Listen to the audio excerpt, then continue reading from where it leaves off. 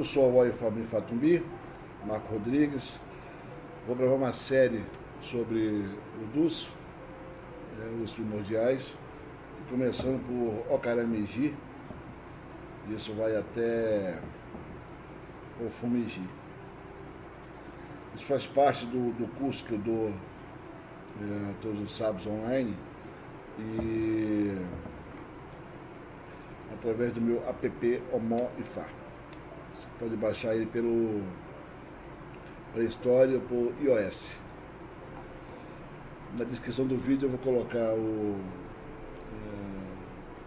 QR Code.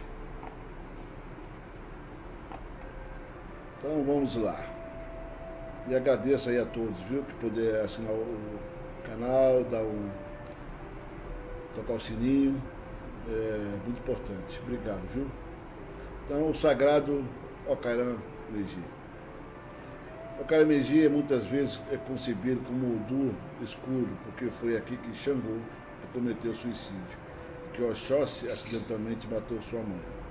Okaramiji significa o que flui do coração. Ele pode ser interpretado como uma combinação de Okan e Ohan, que significa que as dificuldades e os problemas estão fadados a acontecer.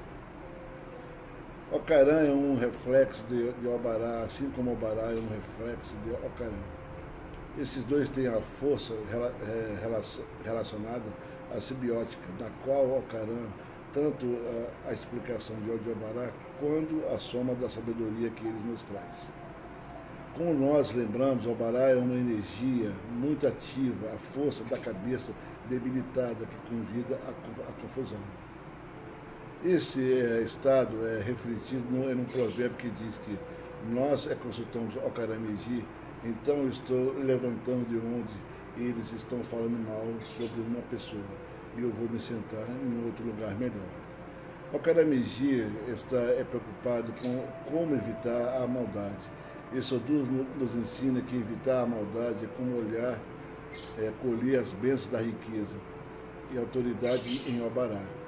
Nós sempre exercitamos através da relação onde estamos no nosso caminho. Pessoas más encontram pessoas ruins, e pessoas boas encontram pessoas boas. Mas às vezes não é fácil distinguir um amigo de um inimigo. E podemos não encontrar estreitamente com as hienas do mundo. Mesmo nós tornando sábio no conhecimento, podemos cometer tais erros. E às vezes somos amados porque aquele que nos ama faz isso por amor. Quando vemos as reuniões de pessoas más que parecem acumular seguidores, podemos nos deixar frustrados em antecipação ao desastre e à crueldade que estão sendo preparadas para nós. Mas a maldade só brota a maldade. E antes de muito tempo ela desabará sobre si mesmo como uma estrela morta.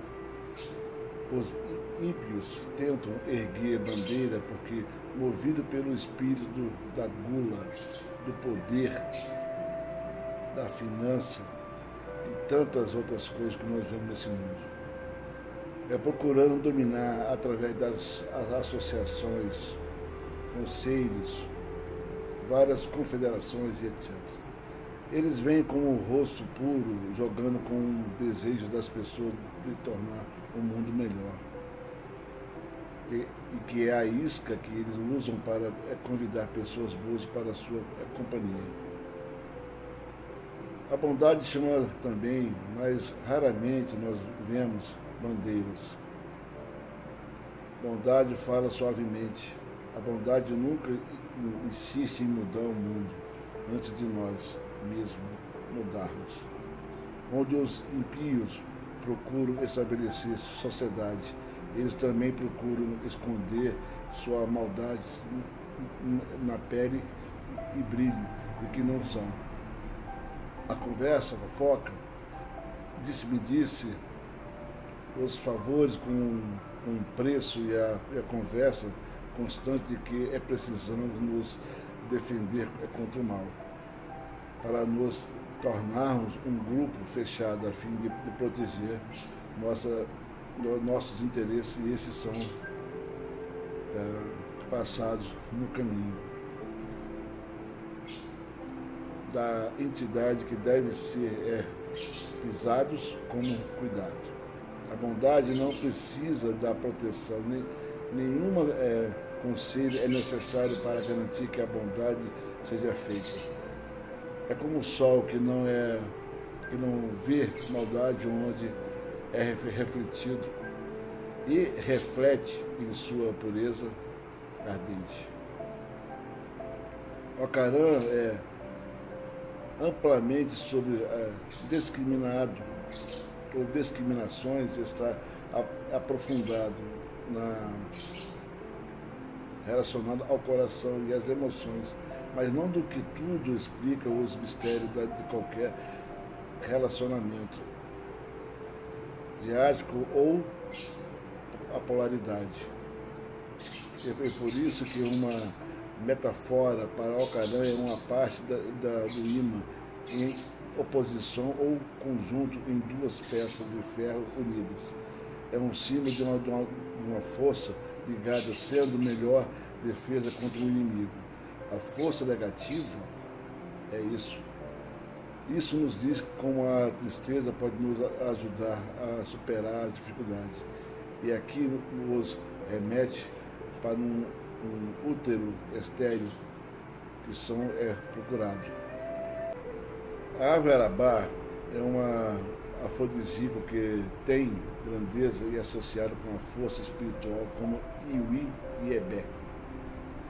Sinaliza o ponto de encontro entre dois mundos, ou força. Arabá estava sujeito à inveja das outras aves. E era um espírito melancólico que não acreditava em sua própria grandeza. Ele aparecia arrogante e as outras pessoas e as aves queriam que ele fosse eliminado. Mas Exu o salvou e os conspiradores contra ele foram cortados. A maioria das aves que chegou à terra nesse Odu, Ocaran-Migi. Muitas delas se recusam a fazer ebó, mas esse não foi o caso de Arabá. Ele fez o ebó e antes de vir para a terra. Mas seu inimigo Iroco, não, porque ele se sentia onipotente e forte e tinha certeza de que sua presença intimidaria e protegeria de qualquer perigo. Quando chegaram à terra, Arabá foi recompensado com prestígio, mas Iroco, por outro lado, foi transformado em madeira. Acontece que a arrogância de Iroco e a recusa em fazer o sacrifício necessário fizeram com que Exu decidisse acabar com sua reputação feroz. Ele foi para várias cidades perto de onde Iroco estava morando e disse às pessoas que essa árvore forte e bonita não era perigosa, mas que era uma excelente madeira para portas e trabalhos de madeira. No início as pessoas estavam reluzentes, mas quando Exu pegou o machado e os guiou para mostrar qual pouco eles tinham a temer, eles o seguiam para Iroco.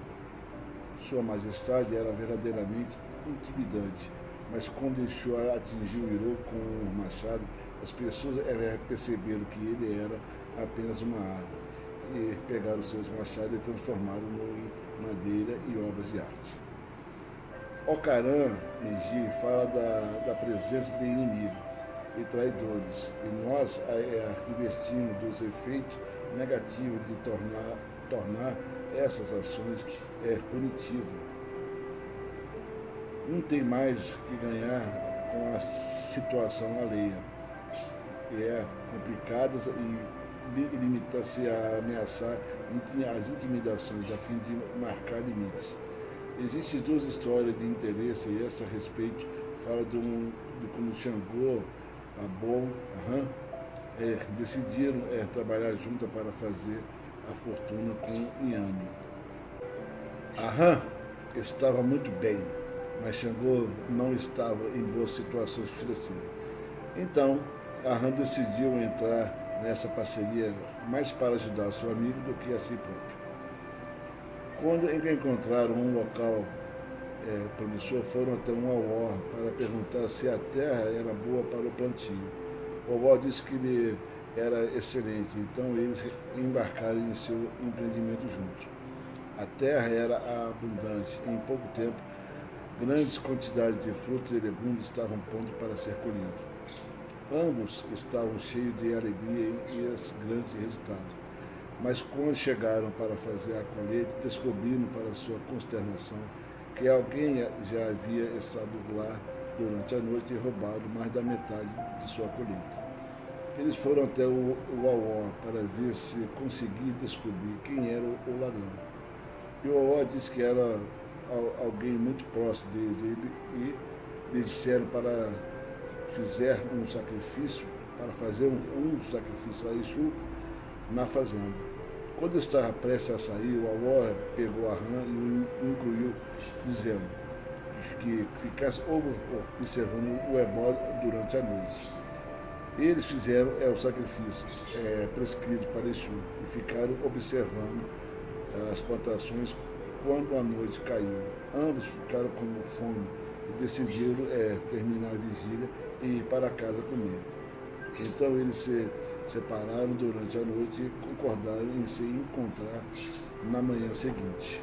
A rã decidiu voltar e completar sua vigília. Ele voltou para a fazenda e o que viu superou uma grande tristeza dentro do seu peito. Pois lá encontrou Xangô e um bando de bandidos levando todos o seu plantio. A rã ficou furiosa e correu gritando para Xangô, desafiando-o a lutar. Eles lutaram até o amanhecer, onde Xangô decidiu fugir dessa situação vergonhosa. Mas os rumores, até seus atos vergonhosos, corriam mais rápido que suas próprias pernas. Em aldeia em aldeia. Foi confrontado por pessoas perguntando por que ele havia tratado o seu melhor amigo dessa maneira, tão vergonhosa. As acusações e fofocas terminaram até que Xangô decidiu terminar sua jornada e retornar à corrida. Esse Odu que a Biafim desceu ao mundo e ficou conhecido como Xangô. A Biafim nasceu na família real de Oió. Em sua cerimônia de nomeação e Coxedaí, tornou-se evidente que ele estava muito próximo do Irumolé Xangô, tanto no destino quanto na personalidade. A Coxedaí significa colocar os pés na terra. E consiste em uma leitura do destino de uma criança que em seu nome é descoberto. O nome dado reflete o destino e as inspirações da pessoa como a Biafim cresceu e mostrou tal excelência em liderança e tanta semelhança com o Irumolé. Por ter sido nomeado, as pessoas deixaram de ter consciência de qualquer diferença entre o rei, que se tornou orixá, e o próprio Xangô. Deve-se mencionar que o sucesso de Abiafim deve ser a sua amizade com Obatalá e a importância que ele deu para manter sempre sua calma.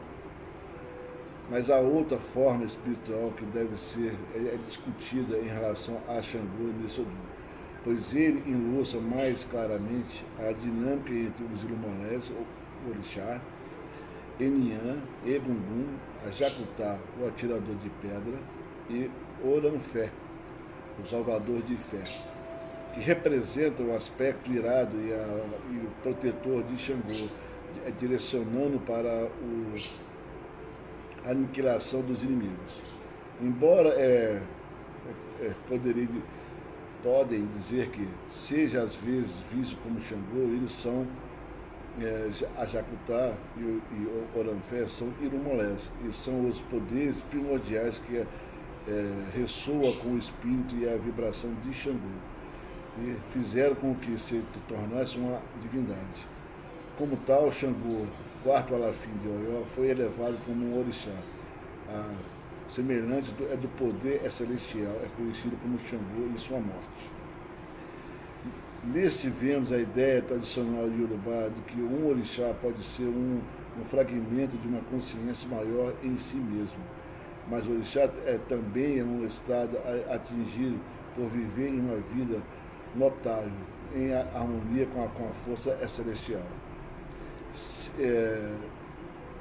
que, para um espírito enganjado em sua jornada humana, se torna um orixá, ele ou ela deve viver a vida de maneira consciente e ativa, em harmonia com a ideia vibratória celestial, para que a morte traga o momento da transfiguração. Isso significa que o orixá é uma forma espiritual estabelecida pela morte. E a partir do osso de Egungun, de suas experiências, que alguém se reconhece como orixá. Essa é uma dinâmica metafísica que envolve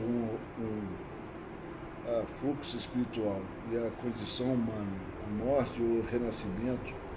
O renascimento pode envolver um retorno à Terra, onde a jornada se torna novamente, ou pode ser uma reencarnação na forma do orixá.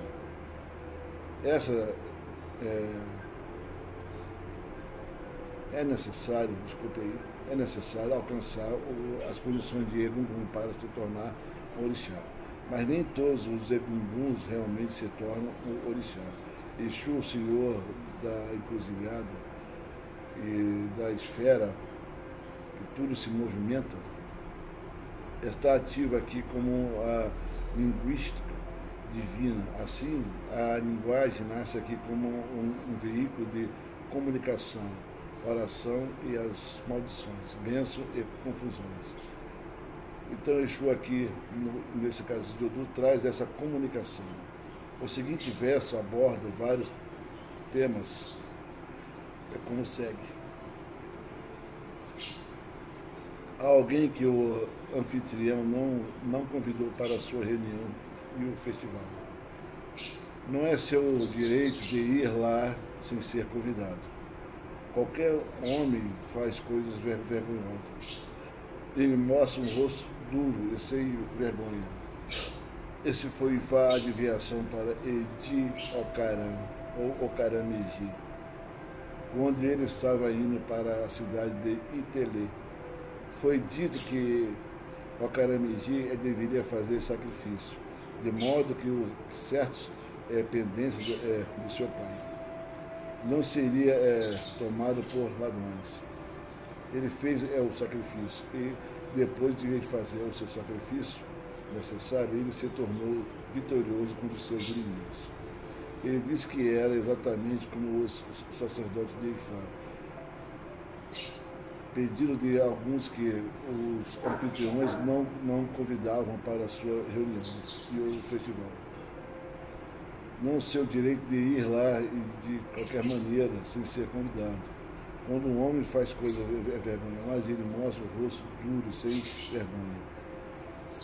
Ifá foi a adivinhação para Ocaramiji, quando ele estava indo para a cidade de Itelê. Deixou em paz para que ele possa andar tranquilamente em paz. Deixou para ele que possa se mover livremente com tranquilidade. Ocaramiji tornou-se um dono de sua cidade. Deixou em paz para que ele possa andar tranquilamente em paz.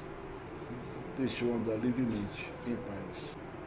Não apenas isso, mas tal comportamento também chama a atenção das anciãs da noite, Yamashongá, e da vibração negativa de Exu, de uma forma que pode muitas vezes bloquear nossa boa sorte. Isso é ilustrado por outra história que fala de um Akukodié Okangalanjá, que significa o grande galo.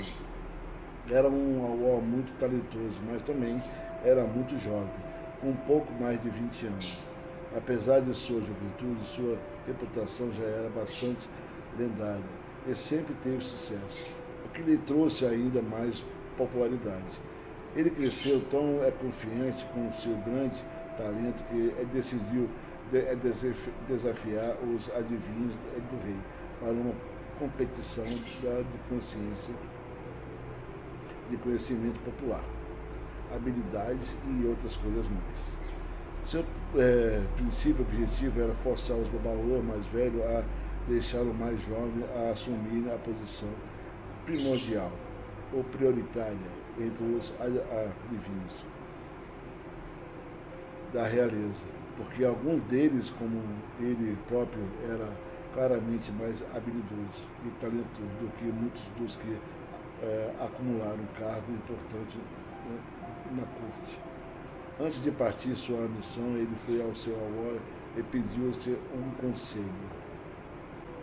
Quando ele estava prestes a se despedir, confiante de que logo seria chamado para ser o primeiro e o primordial adivinho, alguns dos avós da corte se reuniram e amaldiçoaram. Mas outros ainda dizem que foram feitos foi abençoá-lo. A Cocodier Ocangalandia foi para casa, mas já na estrada as coisas começaram a correr muito mal para ele.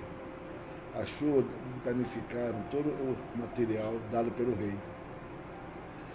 E na sua casa, os seus trabalhos como adivinho começaram a desmoronar. Nada que ele levasse ao resultado desejava aos clientes, estava deixando-o junto com sua boa reputação. Vendo a reviravolta negativa em sua vida, tomou-se e voltou à casa do seu babalô, do qual tinha dito que nunca mais iria retornar. E perguntou como o espírito da humildade, como sua situação poderia ser corrigida.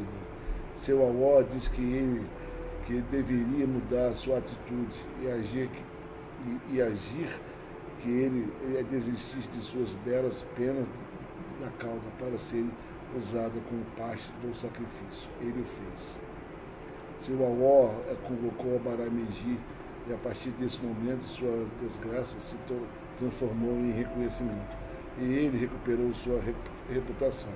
Essa história demonstra a pena da não ir para onde você não é convidado, bem como o relacionamento profundo que existe entre isso do Ioiô Obará. Nesse caso, Obará e o amuleto de sorte de Ocaran. Podemos entender essa relação como sendo representada pelo olho esquerdo e direito e a maneira pela qual eles estão conectados à segunda visão. O olho direito vê apenas a riqueza e a possibilidade, enquanto o esquerdo vê apenas a tristeza e a negatividade. A segunda visão é o poder do discernimento que surge da intuição que pulsa no coração.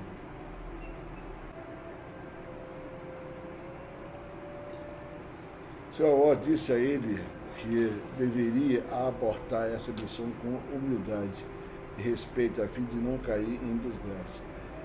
Pediram a ele que fizesse um sacrifício, não que precisasse ser humilhado por algum quando conhecesse melhor e fosse mais habilidoso. Seu avô disse-lhe para pensar melhor sobre isso e abençoou a Cocó de ficou ofendido com o idoso Babaú e jurou nunca mais pisar em sua casa. No entanto, mandou alguém entregar os materiais para o sacrifício junto com algum dinheiro, para que ele, no dia seguinte, fosse fazer. Poucos dias depois, ele foi à corte do rei, convidado de que sua grandeza seria reconhecida. Uma vez lá, não perdeu tempo em mostrar sua grandeza e habilidade. Ele assumiu o controle de todos os aspectos do trabalho e das adivinhações de uma maneira pertinente a ele, para chamar a atenção para a sua própria excelência. Os adivinhos da corte do rei permitiram que ele representasse-os na sua grandeza, arrogância e até ficar satisfeito com sua demonstração de conhecimento e sabedoria. É somente com os olhos do coração que verdadeiramente vemos o mundo. Quando um ser humano não tem essa capacidade, o mundo perceptivo em termos de preto e branco, bem ou mal. A segunda visão é intuída a convidar as sombras e as nuances necessárias para compreender que tudo é como deve ser. Porque somos, afinal, os autores do nosso próprio sorte e infelicidade. O conceito de ética da polaridade é mais explorado na relação entre Xangô e Oiá, como explicamos no seguinte verso. Quando vemos um ocarã na estrada e vemos outro ocarã na estrada, ou seja, do lado direito e do lado esquerdo. O sinal é ocarã meiji, que significa boa sorte. Foi o Obó que consultou Ifá para Xangô, também chamado Oluorojo, o rei que não vê a chuva. Olu Bambi, o poderoso que ajuda antes que a criança esteja chegando. A fonte daquele que usava 200 trovões para superar seus inimigos. Quando ele ia tomar Oiá por sua esposa, Xangô foi intuído a ser consultar seu avó, e na consulta ele tinha que fazer o sacrifício. E ele estava curioso porque como a própria esposa poderia ter mais sucesso que ele. Se Xangô jogou trovão em alguma pessoa ou em algum lugar, todo mundo começa a gritar seu nome. Mas se Oiá, sua esposa, matou 2 pessoas no mesmo dia, ninguém saberia como o incidente ocorreu, a menos que ela quisesse que fosse reconhecido. Ela sopraria um forte vento contra uma parede, e o muro cairia sobre as pessoas e as mataria. Se ela quisesse derrubar árvores sobre as pessoas, desse modo, matá-las, mas se Xangô mata uma pessoa, todo mundo vai ouvir sobre o incidente. Ele diz que tudo aconteceu exatamente como o sacerdote de Ifá disse. Ele estava usando suas vozes para louvar Ifá. Quando vemos Ocarã à direita e nós vemos Ocarã à esquerda. O sinal de Ocarã, que significa que a boa sorte chegou. Foi o Auó que consultou Ifá para Xangô e também chamou Oluorojo Bambi, a fonte de quem usa 200 trovões para destruir seus inimigos. Quando ele ia levar Oiá para sua esposa. A esposa é mais perigosa que o marido. A esposa é mais perigosa que o marido. Oiá é mais perigosa que Xangô. A esposa é mais perigosa que o marido. A importância é observar o equilíbrio entre os parceiros em um relacionamento. A razão pela qual Oiá é saudado como mais forte que Xangô não é apenas por causa dos seus métodos mais sutis, mas porque ela está relacionada com Irumolé, conhecido como Ayá Lalá, a soma das mães ancestrais, que manifestam e tornam isso possível. Por causa disso, o Ocarã Meiji está particularmente preocupado com o respeito pelas mulheres.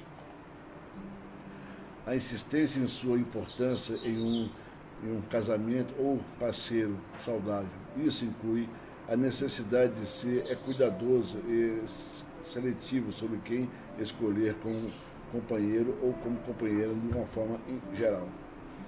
Ocarã é uma energia ligada ao nascimento de Gêmeos, a sexualidade, o erotismo. Vemos isso como a Fema Lenum, o seis feminino, veio à Terra. Não só como o único propósito de alimentar os bebês, mas também para ser acariciado e para aproveitar a vida. Onum foi por adivinhação antes de vir à Terra, e foi informado de que ela faça bem e sem unir exclusivamente as mulheres, e se una às mulheres. E se ela fizesse o sacrifício necessário, não apenas receberá o dom de cuidar de criança, mas também seria adorada e acariciada, apreciada e admirada. Ela cumpriu a recomendação do adivinho. E assim os seios se tornaram uma fonte de prazer, luxúria e satisfação. O princípio da sedução é encontrado em uma história reconhecida por Popular, em 2008, página 504, em uma versão diferente em Ossá B, em 1986, página 142, na qual é retratado como a potência relacionamentos com relação à cobra. A história fala de Nini, a filha da boa construção, e que era incrivelmente linda e ainda mais sedutora. Ela decidiu usar seus charmes e beleza e se tornar notória por sua habilidade em sedução. Ela não estava interessada em manter um homem para o casamento, pois sua sedução era apenas sobre conquista de homem após homem. Se apaixonar é por sua beleza e charme. Ela só queria ser adorada. Um dia, ela foi até um adivinho local para ver como poderia se tornar ainda mais sedutora e bonita. Mas o amor disse a ela que era hora de mudar os seus hábitos, antes que fosse tarde demais para ter um homem e filhos. Mas ela não estava interessada nisso e viu sua recomendação como um julgamento sobre o seu modo de vida livre e fácil. Além disso, era uma mulher muito fértil e estava constantemente grávida de filhos de alguém. Como ela raramente sabia quem era o pai e também porque não queria um filho, usou sua habilidade como erva para interromper as gravidez após gravidez. A aflição venérea após a aflição venérea, o tempo passou e com certeza chegou ao momento em que ela queria se estabelecer e ter filho. Mas já era tarde demais. Todas as ervas fortes que ela usou ao longo dos anos a deixaram estéril e ela teve dificuldade em encontrar um homem que ficaria com ela. Eventualmente ela encontrou um, mas nenhum amor e a vida era uma jornada solitária para ela. Segue-se que encontramos aqui ervas de propriedade venéreas e também abortiva. E o Odu também vem como um conselho para tomar cuidado ao uso e administrar essas ervas. A história conta por Ossá B a diferença, mas com a mesma ideia, uma bela esposa serpente que recusou o prole e a fazer de maneira seus poderes sedutores. Aqui está sido um poema de Ifá que diz: uma cobra gera uma cobra, como uma bruxa gera uma bruxa. Do ventre de sua mãe, a serpente herda a bolsa de veneno, assim como a bruxa seca o feitiço das entranhas de sua mãe. Esse poema traz a mulher cobra feiticeira e o poder da sedução junto em um princípio importante do Odu. Ao fazê-lo, enfatiza a importância de avaliar cuidadosamente aqueles com quem nós relacionamos. Como o Ocaran tem muito a dizer sobre a qualidade da mulher e o qual erática uma mulher possa ser, porque ela é uma força da natureza com contato com as mães ancestrais. Aqueles que um verso descreve como uma mulher liberadas, que são como tornadas, não deve ser ocupado por uma patologia comportamental. Em vez disso, se um homem está tendo problemas com sua esposa, ele ou fez uma má escolha, ou seja, ele se casou com alguém que não é compatível com ele, demonstrando sua incapacidade de apaziguá-la e trazer a paz e o equilíbrio para dentro de sua casa. Isso faz referência a Yalalá, Yamixongá e Onile como poderosos e poderosas de possíveis devastação, que são constantemente apaziguados com os ebós, né? nesse caso aqui. Venerados e estimados, o mesmo ponto é feito em outras histórias que falam como Ocaran se casou com uma mulher muito bonita, muito talentosa, mas muito ciumenta. A saber, Odu, nas suas paciências, cuidadosamente. O amor é tomado ao seu ciúme e os gênios nascimentos são proeminentes nesse Odu. Que esse relacionamento com Etum, o macaco colombo que veio à Terra como uma mulher bonita e serena, ele teve problemas em engravidá-la, mas com a ajuda de Ifá e Evas, tornou-se fértil e deu à luz a vários gêmeos. Os gêmeos estão relacionados ao mistério de Ebé, a sociedade no céu, onde o nosso duplo reside enquanto empreendemos nossa jornada humana. Em essência, somos todos os gêmeos, pois Inhã é o reflexo do duplo celestial. Essas condições metafísicas podem levar a uma boa orientação, dando poder ao levar o fenômeno é conhecido como Abiku, o sindrome de morte infantil. Abiku significa nascido para morrer, e significa um estado em que o ser humano é constantemente chamado de volta para o Ebé, no céu. Trazendo assim, a jornada humana é uma condições precoce, uma vez que a experiência humana é vista como um campo de ensino e uma bênção, é importante fazer o sacrifício necessário para estabelecer um impacto com os Ebés em execução, para que a criança permaneça na Terra e complete a sua jornada. Macacos representa a presença do supernatural no mundo e um mistério que se aprofunda nos segredos de Egungun. Ocaran é um Odu que fala do céu sobre a terra, tanto quanto fala das condições do mundo como um todo. Muitas histórias desse Odu usam a alegoria relacionada à galinha e ao galo para descrever esse mercado que conhecemos com o nosso mundo, em particular ao mostrar como é fértil. Aqui é o melancólico galo fez esse sacrifício para encontrar um bom casamento e de fato encontrou.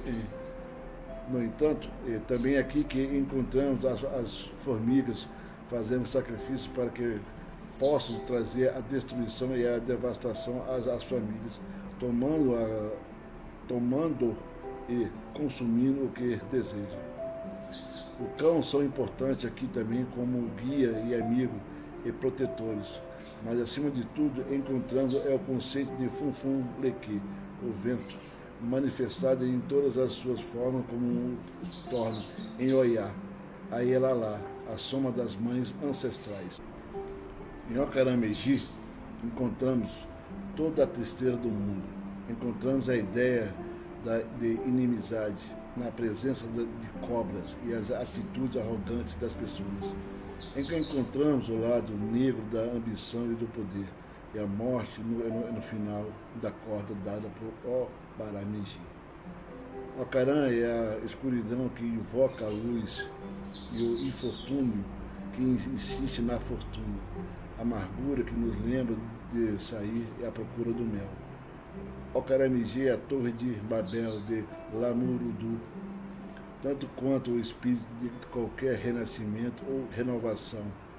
Ocaran é verdadeiramente sobre o que vem do coração, quando percebemos que somos os autores de nossa própria desgraça e fortuna. Ocaran assume que somos o general da legião de almas que nos faz quem somos. Um bom general vê apenas a situação explorar suas possibilidades em benefício próprio, a fim de alcançar a vitória. Em Ocaramiji encontramos a confusão causada pela falta de compreensão e pela natureza da linguagem. Encontramos acúmulo de maldade iniciada em Obaramiji, através da ganância, ambição e o poder mudando. Encontramos Xangô vindo da terra para lidar com a maldade e a criação de espaço para chegarmos a Ogundamiji, que traz a guerra, a vitória e a estrada clara. No entanto, a família mais velha da moça do Oonin de Ileifé foi para Ibale, o cemitério. No dia em que sua mãe fez a viagem do Koché-Aie a Ikolé-Orun, Ikolé-Aie para Ikolé-Orun, esqueci, da terra para o céu. Na noite desse mesmo dia, surgiu uma disputa entre as filhas mais velhas de Oonin de Ileifé, a sua irmã e suas irmãs. As irmãs que iniciaram a discussão foram as filhas das esposas mais novas de Oonin. Ao pôr do sol, quando Iseku, o funeral terminou, as irmãs mais novas de Oonin de Ileifé acusaram a filha mais velha de ser uma impostora. Disseram que não acreditavam que ela fosse filha da esposa mais velha de Oonin. A discussão começou pouco antes que os Elederê da família começaram a distribuir a herança do antepassado falecido recentemente. O bem mais precioso da mãe era um conjunto de colar azul que ela trouxe para proteção. Todos sempre se lembraram de que as contas haviam sido prometidas à filha mais velha. Ninguém na família poderia negar, já que tinha escutado essa história, dando essa promessa, aliás. Aqueles que começaram as contas só poderiam questionar se a mulher era ou não realmente filha mais velha. Mas sobre o texto original é necessário mais informações sobre a tradução. Os anciões ouviram os argumentos dos menores, que seriam as filhas. Posteriormente, rejeitaram a sua acusação como infundada, vendo que havia sido derrotada. As irmãs mais novas colocaram as contas em um pote que havia sido preparado com Ogedé, um feitiço. Como a filha mais velha não sabia de Ogedé, ele enfiou a mão na panela e pegou as contas. No caminho para a sua casa, as pernas da mulher caíram e ela não conseguiu andar. Enquanto ela estava segurando no chão as contas, os seus braços também. Sozinha na floresta, a mulher estava determinada a ter o que era de seu por direito. Ela orou as Iemis ao Xorongá, espírito das mães ancestrais, e foi transformada em uma ave. No dia seguinte, as irmãs passaram pelo local onde a mulher havia deixado cair as contas. Quando elas se estenderam para pegá-la, elas notaram a ave que havia crescido durante a noite. Eles também sentiram a presença das Iemis ao Xorongá, que fizeram da árvore o seu lar. Como as irmãs não tinham nada a oferecer ao pé do santuário, elas deixaram as suas contas na base da árvore. As contas ficaram com o seu legítimo dono. Comentário dessa história. As famílias Yorubá tradicionais colocam uma ênfase considerável nas posições mais altas dentro da família. As razões para isso estão relacionadas a questões de etiqueta social e responsabilidade familiar. Em ocasião, forma-se as famílias Yorubá caem em público vestindo roupas feitas com o mesmo padrão de tecido. Entre as mulheres, a mais velha usa um torno grande na cabeça, mais alto como indicação da posição que ela ocupa na família. É costume saudar o pai mais velho, o primeiro, e o estilo de enfeite da cabeça indicará que é o mais velho na família, para quem talvez não saiba. A esposa mais velha, em um relacionamento polígamo, é responsável por toda a parte financeira de toda a família. Essa é uma posição de considerável poder e prestígio dentro do culto iorubá. Seria impensável questionar a autoridade de uma mulher que assume esse papel. Na história, as acusações são dirigidas contra as filhas mais velhas e não contra a esposa morta. Uma vez resolvido o problema, a inveja das irmãs mais novas as motiva a recorrer ao uso de Ogedé, na tentativa de satisfazer sua ganância. Nesse ponto, a narrativa se torna uma afirmação simbólica sobre a dinâmica da justiça como força da natureza no mundo. Ogedé é usado pela irmã, fez com que a filha mais velha perdesse as pernas e as mãos. As pernas, os braços, sugerem que ela não saiba como resolver o problema. E as pernas sugerem que ela não sabia como levar o problema, ou achar o caminho para que se possa resolver esse problema. Em desespero, ela ora por Yamin Oxorongá, por orientações. As Yamins são os poderes coletivos da maternidade. De acordo com a escritura de Ifá, tanto os ancestrais quanto os orixás nascem do ventre da mãe. Isso significa que a filha mais velha está orando diretamente à fonte de todas as manifestações do panteão de Ifá, forças espirituais. A resposta às orações transforma a filha mais velha em uma árvore. A árvore torna-se um santuário e as irmãs que oferecem a conta, motivada pelo respeito e o axé, poder espiritual, das Yamins ao Oxorongá. De uma perspectiva ocidental, parecida que a narrativa é sugerida que a justiça divina ocorre mesmo que a pessoa tenha que esperar até chegar algo além para receber sua compensação. Essa interpretação é baseada em um conceito linear de tempo que não é considerado como um conceito circular de tempo que está na base de muitos símbolos de Ifá.